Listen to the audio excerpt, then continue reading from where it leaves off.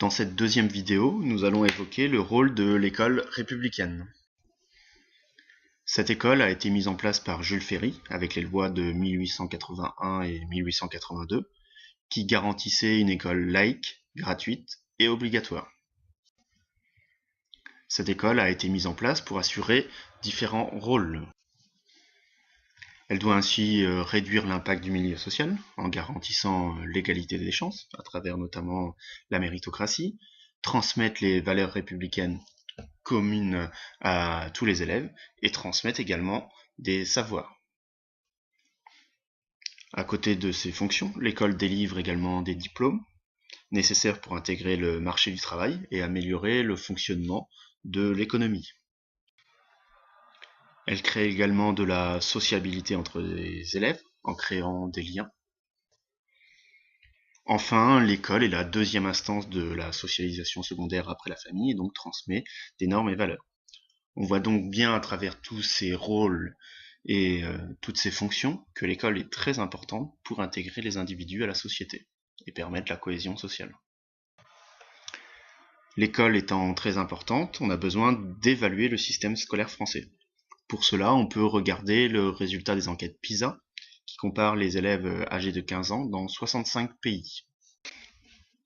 Les différents tests réalisés démontrent certains problèmes au sein de l'école française.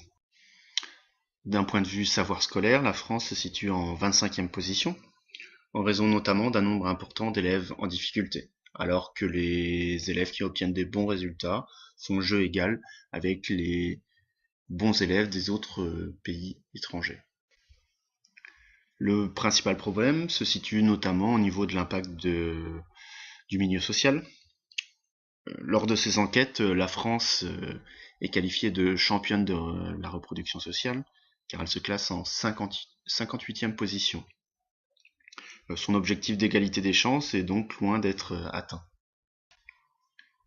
Comme démontré par l'enquête PISA, de plus en plus d'élèves sont en situation d'échec scolaire en France. Parmi ces élèves en échec scolaire, de plus en plus sortent du système sans aucune qualification et diplôme. On parle alors de décrocheurs. Cela a un impact négatif car ils ont de grandes chances de se retrouver au chômage par la suite. Ces situations qui par le passé se déroulaient principalement au collège et au lycée se développent à présent de plus en plus au sein de l'enseignement supérieur, où les décrocheurs lors de la première année sont de plus en plus importants. On a beaucoup d'élèves qui arrêtent les études au cours de leur première année et qui n'intègrent pas le marché du travail et qui donc ne font rien durant cette année. Un autre problème est posé par la socialisation différenciée selon le genre ou le milieu social, qui est créée par l'école. Cette institution transmet des normes et des valeurs différentes selon les individus.